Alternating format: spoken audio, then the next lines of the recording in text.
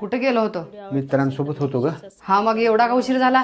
मित्रांसोबत जेवण करायला आलतो आणि तुझ्यामुळेच उशीर झालाय. माझ्यामुळे का बरं उशीर झालाय? आमचं जेवण झालं आणि बिल आलं. मग मग काय, सगळ्या मित्रांनी मोबाईल काढले आणि मोबाईलवर बायकोचा प्रोफाईल दाखवले आणि म्हणले ज्याची बायको सगळ्यात जास्त सुंदर असेल त्यानं बिल द्यायचं. मग काय झालं?